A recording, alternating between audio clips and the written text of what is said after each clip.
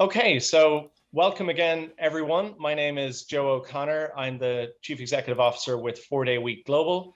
We're a nonprofit company that was set up back in 2019 by two New Zealand-based entrepreneurs, Andrew Barnes and Charlotte Lockhart, who had initially, back in 2018, trialed the 4 Day Week in their company in New Zealand, Perpetual Guardian. This was one of the first very public trials of the 4 Day Week at a major company. And it was also the first very public trial that had independent academic research running alongside the trial to assess the outcomes. They had very positive outcomes in terms of productivity, well-being, and engagement. And really, our organization was born out of the global interest, attention, and coverage that particular trial attracted. Over the course of the last year or so, as the interest in the 4 Day Week has really grown exponentially coming out of the pandemic, we've been running pilot programs all over the world supporting companies who want to transition or trial shorter work weeks. We have roughly about 200 companies in Australia, New Zealand, the United Kingdom, Ireland, the United States, and Canada participating in trials this year. And we're very excited that we're now running our first ever Europe-wide pilot program, which is obviously what this particular information session relates to. So I'll talk to you a little bit later about the pilot program itself and what that involves.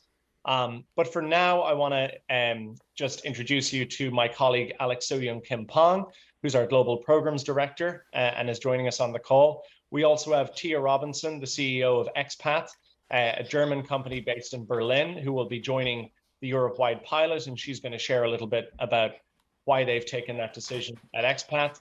And we also have Dr. Juliet Schor, an economist formerly of Harvard, currently a professor of sociology at Boston College, who is the lead researcher on our global pilot research project. And she's going to talk to you a little bit about what that research entails. First of all, though, I want to hand over to Alex, and Alex is going to give you an overview of why it is that the 4 Day Week is growing all over the world and how companies have been able to make this transition work. So over to you, Alex. Thanks very much. Thank you, everyone. And I'm just going to load up my slide here. I think you should be able to see this. Yep. Terrific. So, outstanding. Thank you. Thanks very much. So, so I've been in it before I joined 4 Day Week Global earlier this year. I'd been studying the 4 Day Week movement and how companies have managed the transition and what benefits they've seen from moving to 4 Day weeks or other kinds of shorter work weeks. And I think one of the things that is especially notable about this movement is that it is a genuinely global one, right? It's something that we've seen in not just in Nordic countries or elsewhere in Europe, but North America, Latin America, India, Malaysia, and also Japan and Korea, are two epicenters of the shorter week movement. And both of those are countries that have invented their own words for working yourself to death. So it's not just, really the movement has been centered in industries in which overwork and long hours are the norm, places that are facing burnout, issues with recruitment and retention, or career sustainability. So, and we see this in lots of different kinds of companies. So, a mobile gaming company called Hutch, for example, which is a participant in the UK trial right now, to B2B call center in Glasgow, Scotland, called Pursuit Marketing, to Pressure Drop Brewery, another one of our UK participants who obviously makes craft beer. Now, what motivates companies to try 4 Day weeks?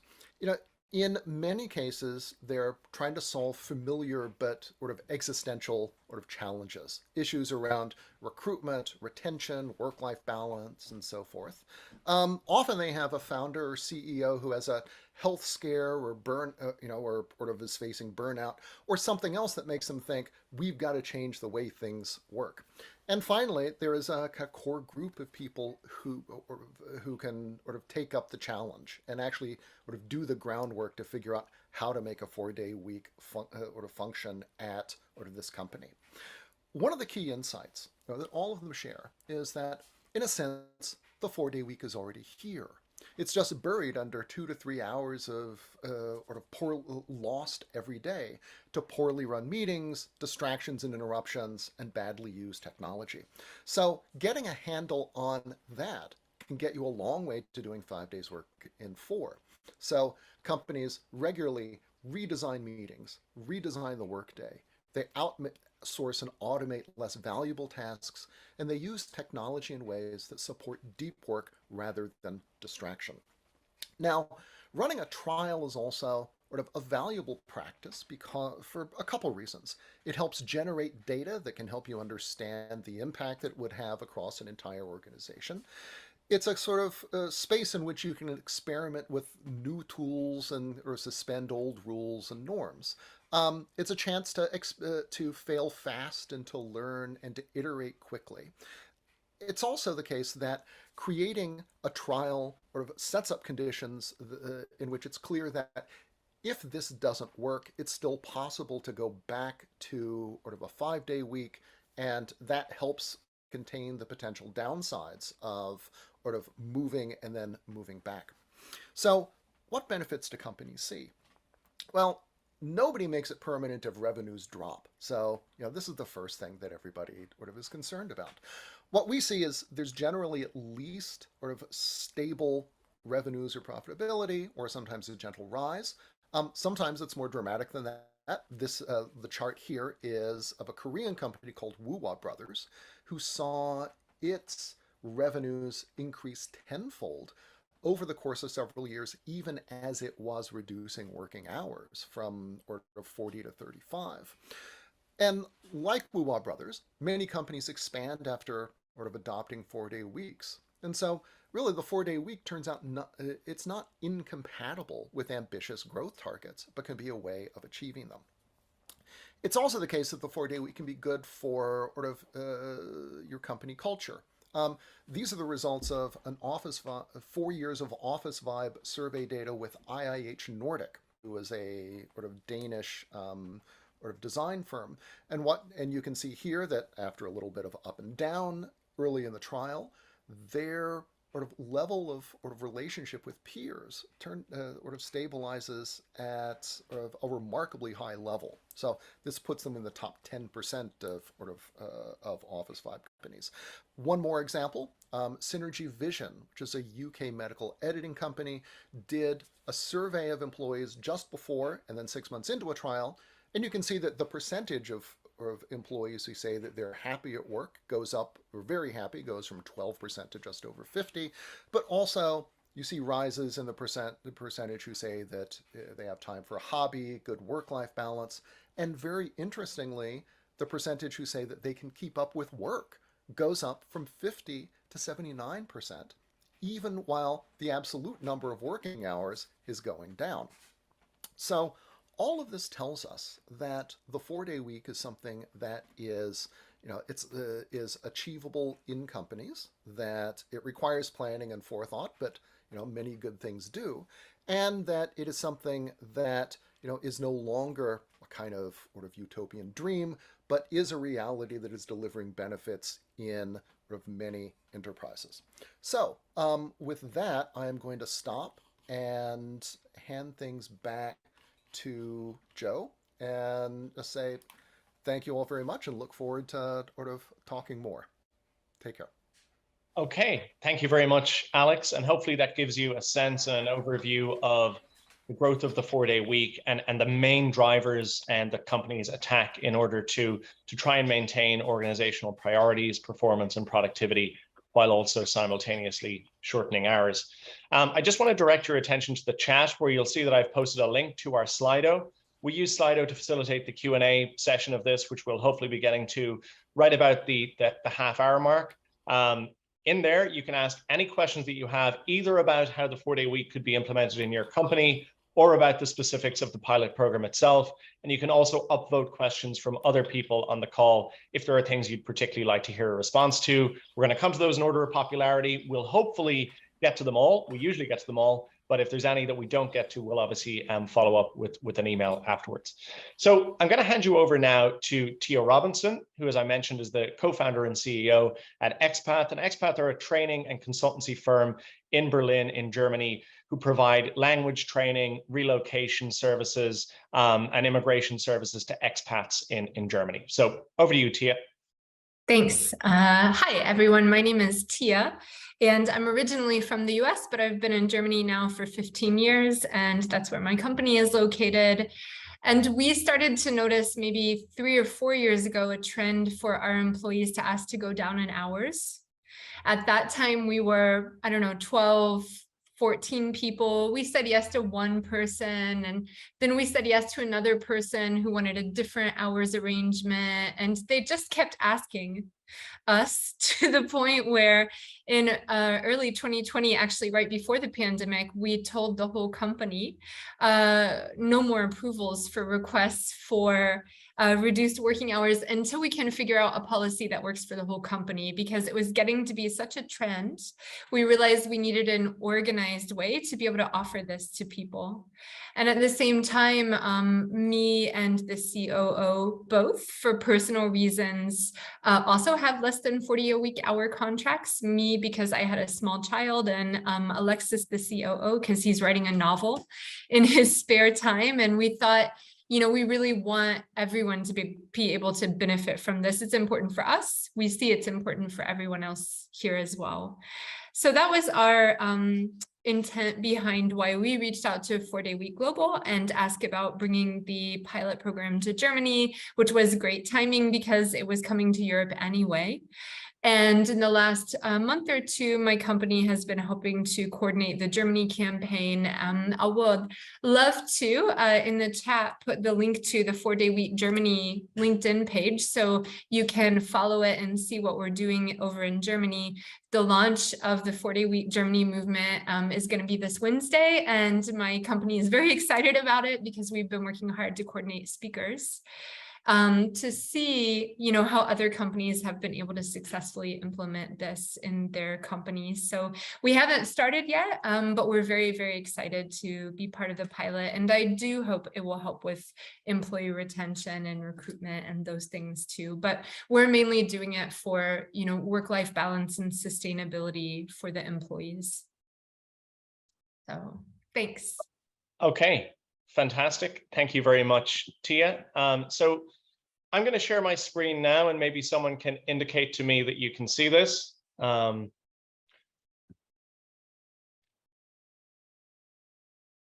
Seems to be a little bit slow on my end, but is it working? Not yet. Okay. It's working on it. Oh, well, that's good. Good to hear. It's very reassuring. How about now? No. Yeah. Okay, wonderful. So as I mentioned earlier, our organization was established back in 2019, and we support businesses all over the world from a variety of different industries to implement reduced work time. In addition to this, we're running these pilot programs and research projects all over the world. We also engage in advocacy around shorter work weeks with governments, both national and regional, and also other policymakers and influencers. And we provide resource and support to national initiatives and campaigns who are interested in shortening the work week. And everything that we do as part of the programs that we run and the supports that we provide is really geared around this concept that was developed by our founders in the landmark Perpetual Guardian trial that I referred to earlier, of the 180-100 rule, which means 100% of the pay, 80% of the time, but with a commitment to achieving 100% of the output. And when we talk about output, it's very important to distinguish that we're not necessarily talking about doing the same work in the same way, nor are we talking about people being expected to work harder or faster or more intensively. This is about identifying the inefficiencies, the changes to work practices, the unlocked potential in your business that can enable you to deliver the same results with fewer or more efficient inputs.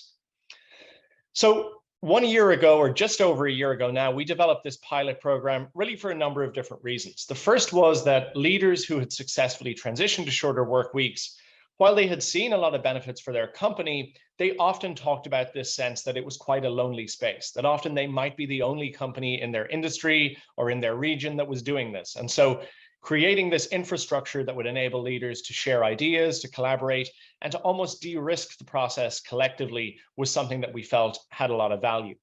We also, from an advocacy and research point of view, wanted to demonstrate that those individual company successes that we had seen, firms that we had worked with experience, and that I'm sure many of you might have read about in the media or in journals, that could be replicated across a broad range of different companies, different industries, and different countries. And we also wanted to provide credible, independent, and academically rigorous evidence to support that the concept works in practice and not just in theory. So we wanted something that was deeper than, self-reported company data, but something that had significant academic clout. And also from a practical perspective, we were responding to this huge increase in demand and interest for the support that we're providing. So the pilot allowed us to support a lot of companies collectively at scale.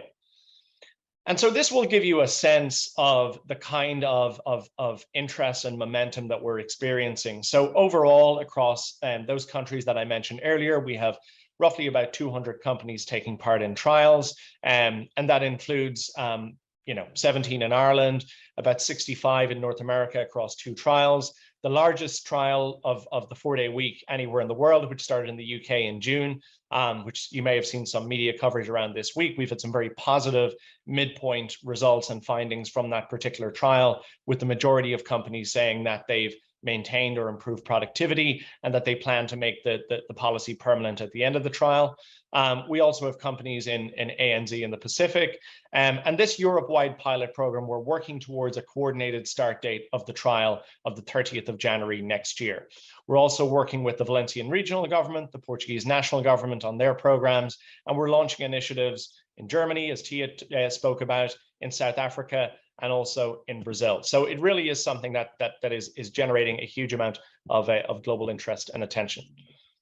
So what do we offer as part of this program? So there are 4 key areas of support with a 5th optional area.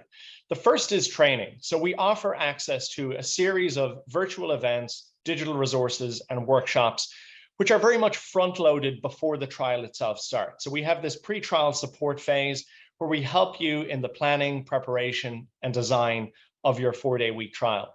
And this involves both master classes from leaders who have already successfully implemented this in their business, but also specific sessions on areas like time management, productivity hacks, reinvention of the workday, these areas that are very relevant and related to the success of your 4-day week trial.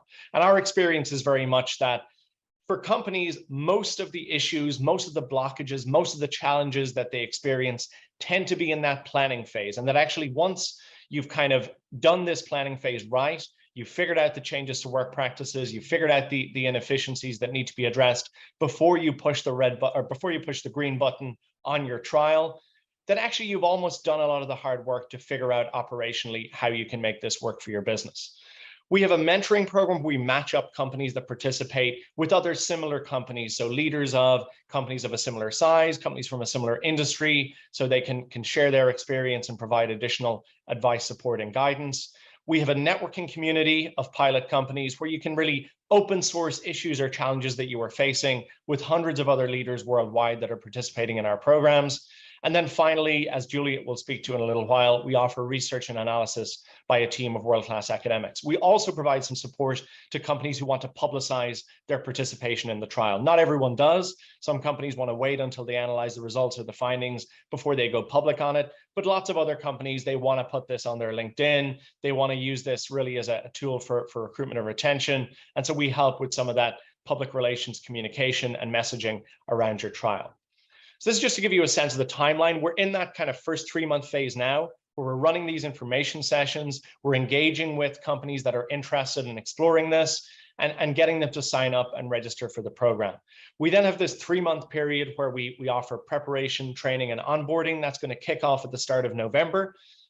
In January, we're going to establish the baseline metrics for the research and have the final preparations for the trial. And then on the 30th of January, we have some flexibility on that. So some companies will, for their own internal reasons, want to start a little bit later, a little bit earlier, and we can facilitate that. But we're driving towards this coordinated start date of the 30th of January. So I'm going to skip over those because Juliet is going to take you through those now, and I'm going to pass over to Julie to talk to you a little bit about the research.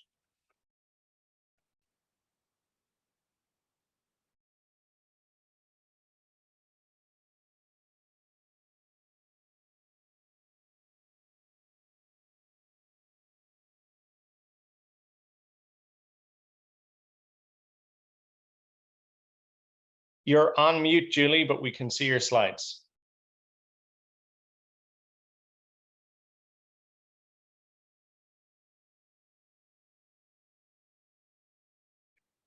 While Juliet is getting ready to go there, just a reminder for anyone that joined late, we have the Slido link for the Q&A in the chat. And right after this presentation, we're going to start working our way through those questions. Over to you, Julie.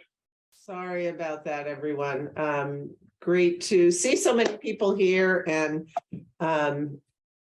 it's really exciting to, whoa, let's see, which way are we going here? Okay, so sorry. So I'm leading the research for all of these trials, and what I'm going to do now is just tell you a little bit about what we do with the research component of this, and I'm also going to give you a little bit of incentive here by telling you about some of the findings we already have. So there has been research on work time reduction, really not much on the 4-day week specifically, but there are many benefits to work time reduction. Most of the research has been on benefits to employees, so reduced stress and burnout, higher job and life satisfaction, better sleep, better physical and mental health, work-family conflict declines, better use of leisure time, etc. One of the great things about what we're doing here is we're able to also really be looking at what happens to the companies and organizations themselves. Although some of the government trials done in the Nordic countries also have done that and have found really positive impacts.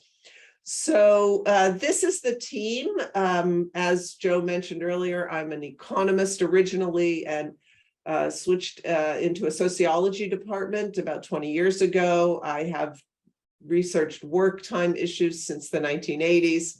Also studied consumer patterns, carbon emissions, and for the last 10 years, I worked on the gig economy. My colleague Wen Fan has done fantastic work on work-family conflict. She's also running a major study on remote work and its impacts. She does a lot on the social determinants of health and social inequalities. And we have a fabulous grad student named Guolin Gu who works with us, and she's the person you'll be communicating with around the surveys. So just first bit of research that we've put together from the end of the first trial. These are from the just the US and one international companies, but just on the sleep time, if you look at that columns, row 7, sleep deprivation, 47% of the sample. So 47% of the employees reported sleep deprivation before the trial started. And at the end, only 17% were not sleeping 7 hours a night. That's the definition of sleep deprivation. And we found basically people getting about an extra hour of sleep a night, which is phenomenal. And I think is mostly due to the fact that evenings are less crowded with either work or household work and tasks and so forth, because people have that extra day to do it.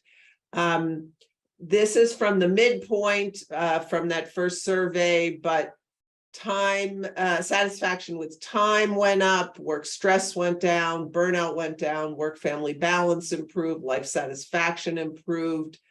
A little bit of a decline in people's intention to leave the firm, and we'll have more on that soon. And then mental health got better, physical health got better. Interestingly, the one thing that didn't change is job satisfaction, and we think that's because by the time they took the survey, they already knew they were going to be getting the 4-day week and were a lot more satisfied. We're also finding out what people do on their days off, and the two big colors here you can see are leisure activities, and then also the dark blue, household work and caring, and then a certain amount of personal maintenance too. Okay, so what are we asking about? We're asking about company performance and workplace well-being and employee burnout, general questions on employee well-being, we're interested in the gender distribution of household labor. Does it change when there's a 4-day week? We know it tends to be unequal with women doing more household labor than men. We're also looking at carbon footprints and environmental impact and lots of other things too, differences across the population, the employee groups. Does remote work make a difference? Does the size of the firm make a difference? This is the data collection protocol. We have a monthly data that we're collecting from you, the employers, the companies, and organizations. We're asking for data that you have on revenue and or productivity. Not all of you will be collecting productivity data. Pretty much all of you will be collecting revenue data. We also ask about retention and absenteeism, energy use, and then each company can add some optional metrics to the survey. This survey is monthly data if you collect data monthly. If not, if you do it quarterly. We send it out every other month, and you designate one person within your organization to get that data to us. The kinds of results I just showed you come from employee surveys. We are planning 4 waves of surveys. We've done the first 3 on the first trial, and we're just about tomorrow, actually, the wave 3 is going out to the second trial. Those kinds of data that I just showed you around health, well-being, energy use, but we're also trying to find out other things like what are people taking on extra jobs during that 4th day and so forth. At the midpoint of the trial, we do a very short version of these employee surveys, but we also do what's called a time diary. That's where that slide I just showed you about how people are spending the off day comes from. So we're asking about how they're spending that off day. That's a short survey.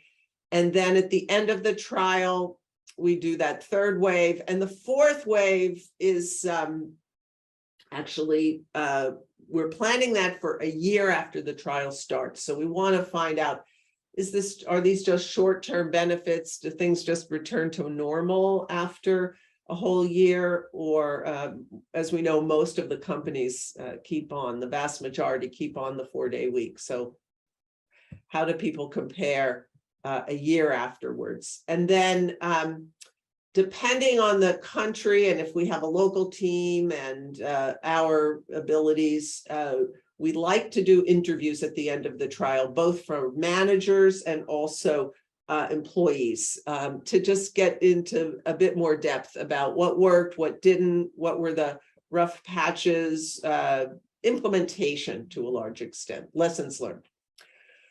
So if you join the trial, we'll ask you to assign a designated contact to liaise with our team. You'll provide email lists of your employees. Very important that we send these surveys out so that the employees are confident that they can be honest in what's going on, honest in their answers, and you'll never know what individual employees said.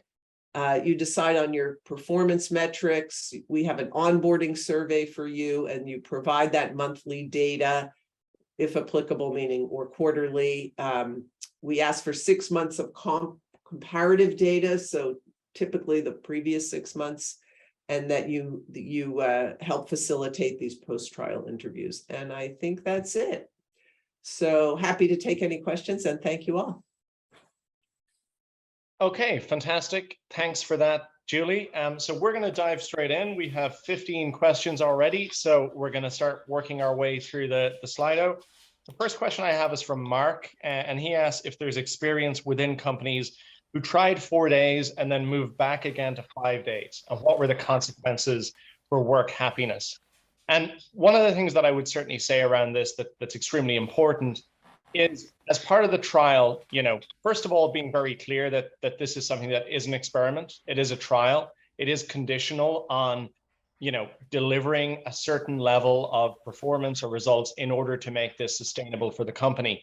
And I think that it's important to be very clear in defining that and also communicating that, because, no one's going to argue that if you join a 4-day week trial and you end up not making it permanent, that there might not be some sense of disappointment about that. However, I think that you're much more likely to avoid any great level of resentment if people are very clear around, what is required in order to make this sustainable, and it's very obvious to people if those targets aren't being hit, and if so this should not come as a kind of an unveiling, pulling behind the curtain surprise, it's not been working out. People should be able to track and to see that that's something that is not the case over the course of the trial. I would also say that our experience, and we've seen this in the UK trial, is that the number of companies that drop out after they start the trial and don't make it permanent is much smaller than the number of companies who drop out during the planning and preparation phase. So we're looking at about 5% of companies in the UK at the moment who are saying they don't expect to continue beyond the trial, whereas that figure is probably closer to 15 to 20% when you take into account those companies that join the pre-trial planning but end up not actually going ahead with the trial itself. I'm going to go to you, Alex, on this next question, which is from Kimberly. And she asks, for companies that bill by the hour, such as consultancy companies, certain IT firms, et cetera, how can revenue remain stable with reduced hours?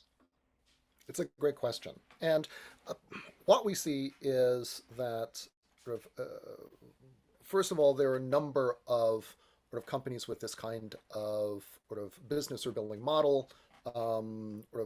Several law firms, for example, that measure their time in 6-minute increments, that have managed to move to 4-day weeks successfully. And what we are seeing is that two things happen. Number one, that the places that are able to do it are able to reduce non-billable work or admin time / overhead enough so that in the 4 days remaining, people are able to bill a higher percentage of the time that they're working. And so you make up a difference that way. The second thing is that you get a greater regularity of billing because you don't have, like the critical partner who is your expert in a particular section of IT, of IP law, burning out and having to take a month off, which then throws off a whole bunch of projects and makes clients mad and disrupts billing for that quarter. So because you get improvements in retention, people are able to perform kind of more regularly, you also get stabler revenues over the longer run. So those are the main ways that they do it. Back to you, Joe. Okay, thanks for that, Alex. I'm going to take another question here from Mark, and I might get you to come in on this as well, Alex, for your thoughts. And he asked if it's best to close the company on an extra day or leave it free to choose per employee, and what are the pros and cons. And I think what we've observed in the trials that we're running is it really depends on the type of company, it really depends on the type of industry, and it particularly depends on how much of your your teams and departments, that the value that they generate is very reliant on being available and responsive to a client or to a customer. So if you're in a retail role, or if you're in a sales role, or if you're in a customer service role, of course, shutting the office on a Friday and having everyone take Friday off is probably not going to work, because there may be a requirement that you are open and available on that Friday. And so most of those companies we see introducing split shifts, introducing rosters, introducing different kinds of schedules to ensure that they can sustain coverage through the work week in those kinds of situations. We also then see companies whereby they don't have that same level of requirement to be available through the 5-day week. If you're a marketing agency where most of your work is that you have to deliver a particular project within a certain timeline for a particular client, and really as long as the work gets done to the right standard within the time frame, the client is happy with that, it might well make sense to close your office on a Friday so that you actually maximize the length of time that people have available to collaborate with each other across the other 4 days. And sometimes we see companies actually mixing and match this across different departments and different functions within the business. Alex, do you want to share anything on that particular question from your experience? Sure. I think that 90% of of this answer is about your market. I think that the during trials there is a benefit to kind of synchronizing everybody and having everyone on the same schedule, because it makes it easier to work out sort of communications issues and sort of and so on. And that once you figure that out, that you can begin to play around with some more flexible scheduling. The one other thing I would say is that it really is worth looking at sort of your sort of sales figures over the course of the week, because it may turn out that there is a day that is sort of unexpectedly quiet. Pursuit Marketing, which is the sort of the call center I showed one of the slides of, moved to a 4-day week partly when they realized that 90% of their sort of salespeople made their sales quotas by the end of the day Thursday, and the odds of sort of of making it on Friday were actually pretty low. And that, and that was one of the things that gave them the confidence to say, we can do some extra training, we can make a couple other changes, and we can make a 4-day week work, even in an industry that sees itself as very, kind of 24/7, always be closing. So back to you, Joe. Thanks for that, Alex. Going to take a question from Rowan around navigating fairness to part-timers when you implement.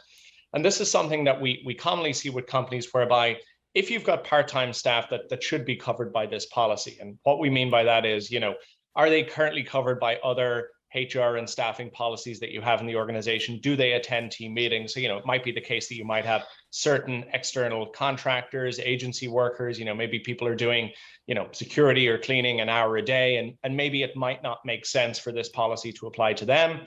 But if we're talking about people that in some way need to be reflected as part of this change, it tends to be one of two ways we see this dealt with. Either you apply the 180-100 principle, or whatever version you're using of that, on a pro rata basis to your part-time employees. Or in some cases where we're talking specifically about people who are currently working a 4-day work week, it might be the case that when a 4-day week becomes full-time and people on a 5-day week move down to 4 days, it might be the case that you choose to equalize the salary of those employees, because they are now effectively the new full-time.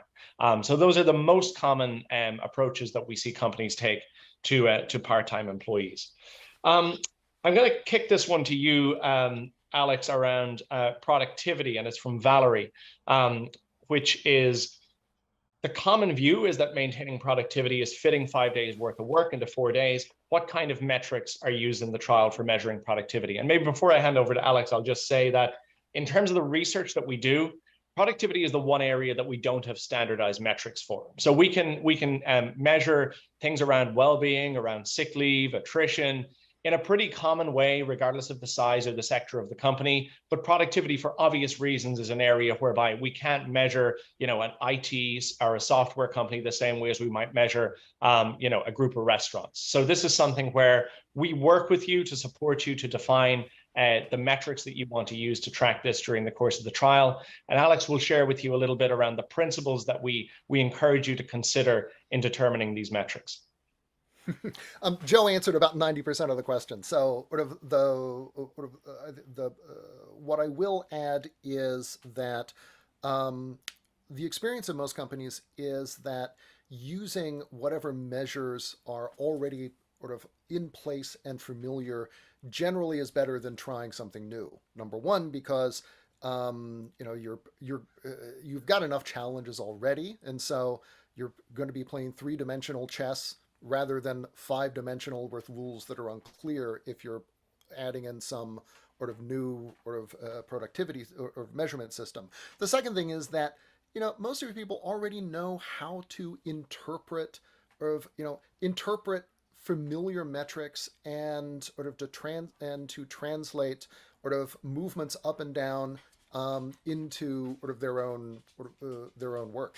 Right, productivity numbers are not ones that simply speak for themselves. They have to be interpreted, and so I think that but in addition to this, during trials, keeping in addition to keeping an eye on top line numbers or deadlines, that sort of thing, it's also worth adding in a little bit of stuff just to see how people are kind of feeling on a week by week basis. Something like, an internal sentiment thing because, if people are feeling super stressed, that often is an indicator that there may be something that will show up in the next couple of weeks in your bottom line that you can get sort of some sort of early warning on. So back to you, Joe. Thanks, Alex. Going to take this question from Veronica, which asks, among the US companies that don't wish to continue with the 4-day week project, can you tell us in general what are the main reasons? So as I said, commonly the reasons why companies, announce this or make a decision internally that they want to trial or introduce a 4-day week and they end up not going ahead, that can tend to be for things like a financial crisis, some kind of a change in the external circumstances that the business is operating in, which might cause them to pause or delay the trial. Sometimes we see this where leaders actually overthink it and they get cold feet about introducing the 4-day week, because what they're trying to do is actually come up with all the answers and all the solutions within the C-suite or around the executive table, when in reality, most of the productivity gains that come from this process are bottom up, and it requires, the most detail-oriented CEO in the world does not know the day-to-day intricacies of each of their employees' jobs well enough to tell them how they need to redesign it. So sometimes it can be very much that kind of a cultural dimension. It can be a financial crisis. It can be a leadership change.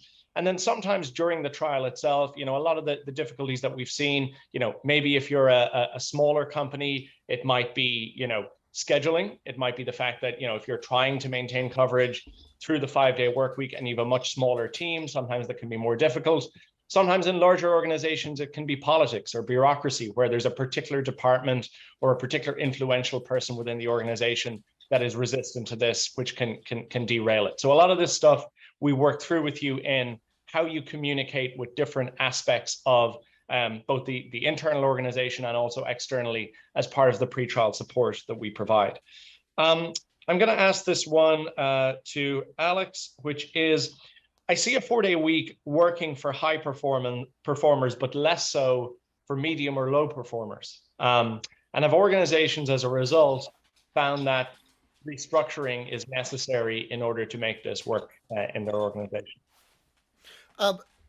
That's a really interesting question, and I think that the answer is that companies that make 4-day weeks work don't just encourage each individual to maximize their productivity or focus, etc., on their own, but rather change the way in which things like meetings work, or the ways that everybody uses technology, or the social norms around attention and collaboration. And so what that means is that while, especially in the tech industry here in Silicon Valley, shorter work hours have been something that that high performers or people who have been able to negotiate for themselves. In reality, it is something that benefits absolutely everybody and helps create conditions in which everybody is able to perform better. Back to you, Joe. Thank you, Alex. So question from Phil around, seem to be quite a way along the journey. Can we join this trial or be part of it in some way? Yes, we're running other programs which are on a more advanced timeline than this one. So maybe just drop us an email. Alex, maybe if you could just drop in the chat, and we have an email address, program@4dayweek.com. So if you're interested in signing up for this trial or joining another one of our programs, the best thing to do is just drop us an email there, and we can share with you the details around registering and around joining. Couple of questions around examples. One from Mark around experience of a 4-day week within larger companies with over 500 employees. And also one from Meredith around contractors, construction companies who have done this and the impact on getting physical work done. So on Meredith's question, we've got a manufacturer here in the United States currently in one of our trials who makes custom motorhomes. We also have a roofing company. There's a number of other examples and case studies that we can share. So again, maybe best thing, drop us an email on that email address, and we'll share some case studies with you. As regards larger companies, we have companies ranging from 5 people right up to one of the companies in our UK trial have 15,000 people and have about 2,000 taking part in the trial itself. We also work with larger companies sometimes outside of our core pilot programs, where, if they're much larger, much more complex, might require, much more specialized support.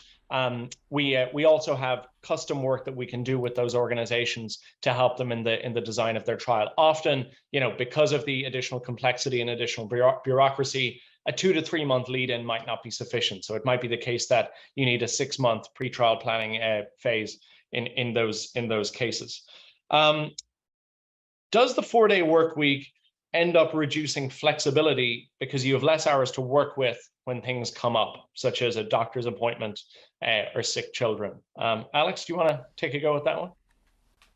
Yeah, that's a really interesting question, and I think the answer that most people would give is that the 4-day week gives you an entire day for life admin, and so that it makes it easier to at least schedule things like doctor's appointments, the refrigerator being delivered, things of that sort.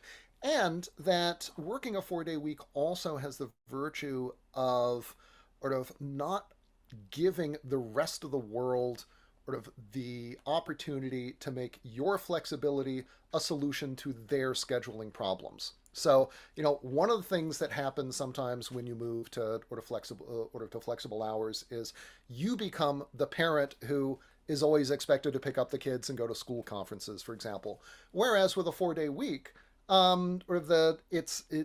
it is more difficult for that to become a kind of running expectation. And so, not only do you have more time, do you have the time to manage stuff in one's own life, but you're a little less likely for that free time to become something that is mainly at the beck and call of the rest of the world. Back to you, Joe. Okay, thanks for that, Alex. I'm going to try and run through a few of the more straightforward questions here very quickly. Copy of Juliet's slides, requirements of joining the pilot. So we'll be sharing the recording from this session. Julie, are you happy to share those slides as well with participants? Sure. Okay, great. We can provide those. If you're interested in joining the trial, effectively we have a collaboration agreement which sets out, here's what you can expect from us in terms of the support that we'll provide, both in that pre-trial planning phase and then also during the trial itself. We have a contribution structure, so we're a not-for-profit organization, but most of our funding comes from companies who participate in our programs, and we cover the costs and the overheads of them through those contributions. And this depends on the size of your company. So if you've got less than 20 employees, you would come in at the lowest price point, which is €2,000. And that then scales up where if you're a company with more than 200 employees, it might be €10,000. So what we can do is we can share with you the details of both the contribution structure and the collaboration agreement if you're interested in signing up and joining the trial. And you can do so via that email address that we've provided in the chat. Going to kick this one from Russell to you, Alex, around customer reaction to companies switching to a 4-day week. What's your experience been there? First off, to be completely geeky, we have not surveyed customers, so we don't have direct information about their responses. However, we talk a lot to companies themselves about how their customers or their clients have reacted, and this is always a big question, but in about 300 companies who I have interviewed so far, I have heard exactly 2 stories of a prospective client who chose not to work with a company because they'd moved to a 4-day week, and an existing client who complained about it. Clients, it turns out, are remarkably supportive of shorter hours so long as the work gets done. And then the ones who aren't supportive generally are indifferent. So long as, the package arrives at their doorstep when they expect, then they're perfectly happy with it. So, and then, in retail establishments and so forth, there are ways of structuring the time so that you can actually expand your interface to the public, the hours that the company is available, which is something we can talk about during the planning. Back to you, Joe. Thank you, Alex. So Mark asks about, this skepticism around we need 20% more employees being an immediate place that people might go to. And our experience has certainly been that in the vast majority of situations, the vast majority of industries, it is not simply the case that reducing hours by 20% reduces output by 20%. And that in most of those cases, you can maintain performance without necessarily increasing headcount or increasing employment costs. That said, there may be certain organizations where a particular department or particular team might require, an additional resource to be redeployed or introduced. And actually, in those cases, it really is about looking at a whole, as a whole on the costs and benefits of doing this. So it might be the case that you've got a whole lot of other departments where productivity has been maintained or improved. You've got a whole lot of other benefits around recruitment, retention, well-being, reduced sick leave. And so if it is the case that you have one team whereby they're able to come up with efficiencies that mean that you're able to deliver 92 or 93% of output, it might be the case that adding some resource there or taking a small reduction in output in one part of your business is worth the benefits that the rest of the project brings to your organization. And that's what we hope that the information that we'll provide you with through the research will help you in terms of making that adjudication at the end of the trial. I am going to ask, a few of these are quite similar to ones from earlier, data suggesting a particular day of the week to give staff. What's the best way to go to a 4-day work week? I mean, really the only answers we can give to those is there is no best way. It isn't one size fits all. This is very company and industry specific, and we'll certainly work with you as part of the program to figure out what the most appropriate scheduling and what the most appropriate approach might be for your business.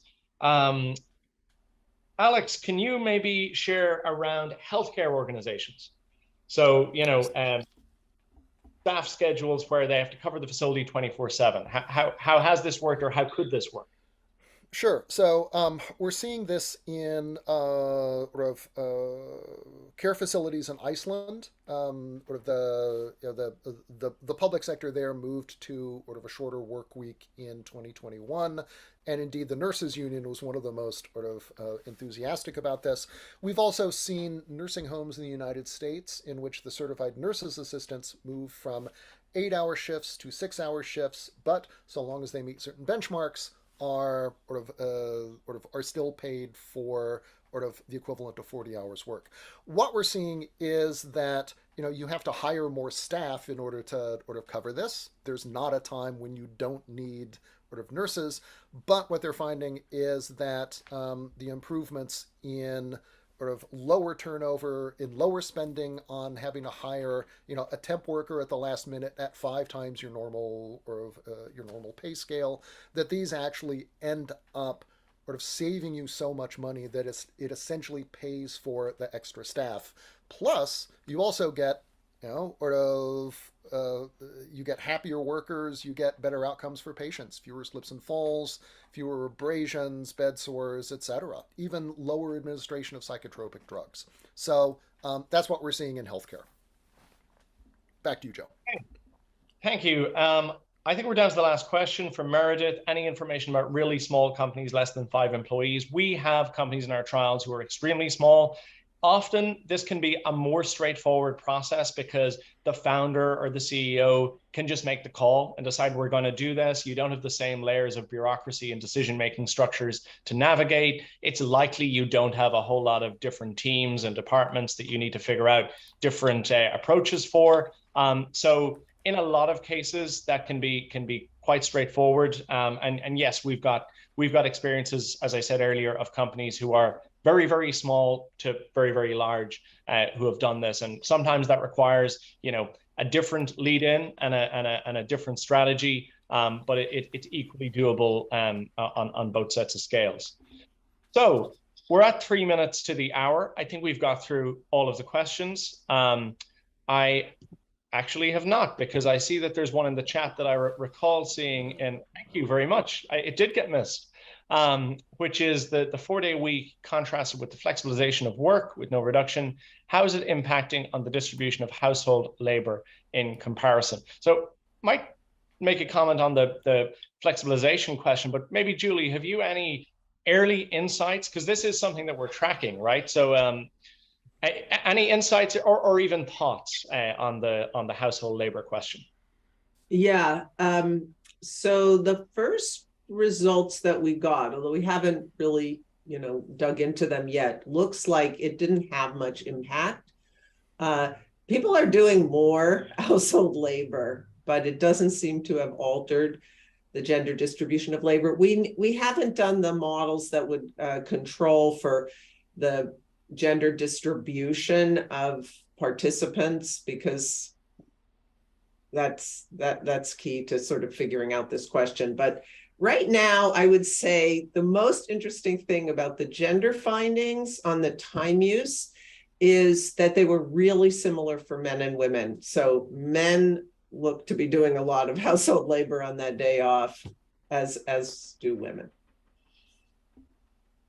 Thanks, Julie. And just on that question of, flexibility, and, one of my biggest bugbears is this idea that, now that we have this new, very flexible world of work, that this conversation around the 4-day week is almost unnecessary and outdated. And I think, a lot of people confuse, first of all, flexibility with, with remote and hybrid. And I think that the discussion around the future of work sometimes gets so pigeonholed into location of work, when actually what the 4-day week provides is an opportunity to also consider how long we work for, but also the way that we work. And I think that while remote and hybrid have brought an awful lot of benefits for individuals, for a lot of businesses, for society, I don't think that it's addressed overwork and burnout. I think that for a lot of people, when your workplace is your home, you find it even more difficult to switch off. And I don't think it's addressed the kinds of inefficiencies within companies that we talked about in terms of digital distractions, overlong and unnecessary meetings. And, again, I'm sure there's many on the call that feel since we moved to remote and hybrid in a lot of industries, almost those things have gone up. So I think the 4-day week provides an outlet to actually start to address and tackle those questions in a way that, just a general discussion around flexibility doesn't really address. So we're on the hour. I want to thank you all for your attendance, for your engagement, for your questions. We are very hopeful that we will be sharing this exciting journey with many of you over the coming months. Please get in touch if you have any further questions, or if you'd like to hear about how you can sign up to join the trial. Thanks again, and hope to speak to you all soon.